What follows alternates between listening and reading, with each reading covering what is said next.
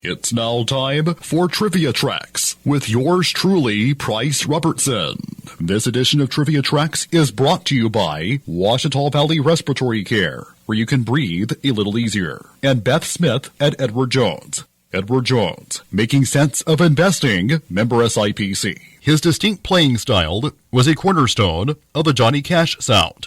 Luther Perkins was Cash's lead guitarist for almost 15 years. Born in Como, Mississippi on January 8, 1928, Perkins, the son of a Baptist preacher, taught himself how to play the guitar. He began his career as a mechanic in Memphis, specializing in electrical systems and radio repairs. This is where he and fellow mechanics Marshall Grant and Red Kernodle met Johnny Cash for the first time. Johnny, who had just returned from service in the Korean War, was introduced to them by his older brother Roy, who managed the dealership. The four began to get together in the evenings at Perkins or Grant's home and play songs. It was during this time that they decided to form a band, with Grant acquiring a string bass, Kernodle a pedal steel guitar, and Perkins buying a somewhat abused Fender Esquire electric guitar from the OK Huck Piano Company in Memphis. The guitar had been modified by a previous owner, and the volume and tone controls did not work. In order to tone down the sustained bottom end so that it would not compete with the other instruments, Perkins began the practice of muting the three bass strings,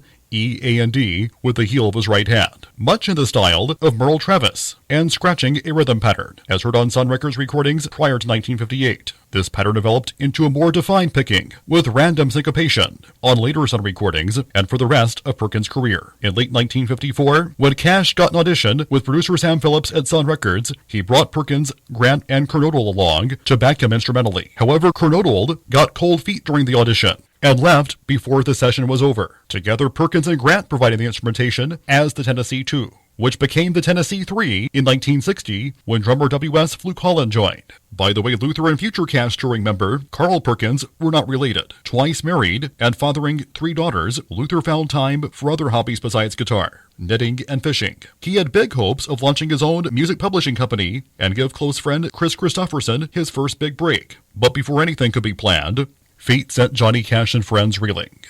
On August 5, 1968, Luther Perkins came home from fishing to his newly built house in Hendersonville, Tennessee. He allegedly went to sleep in the living room while holding a lit cigarette, even though he hadn't smoked in years by this time, according to family. His niece by marriage awoke around 6 a.m. to find the living room aflame, and Perkins collapsed near the door. He was rushed to the hospital, where he died instantly at the age of 40.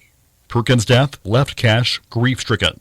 He had lost 2 of the most important people in his life, older brother Jack and Luther Perkins, within 24 years. According to Roseanne Cash, her father felt that he couldn't go on without his guitar player. However, he hired Bob Wooten to replace Perkins, a stint that lasted 30 years. Perkins is a posthumous inductee into the Rockabilly Hall of Fame. Till next time, I'm Pryce Robertson.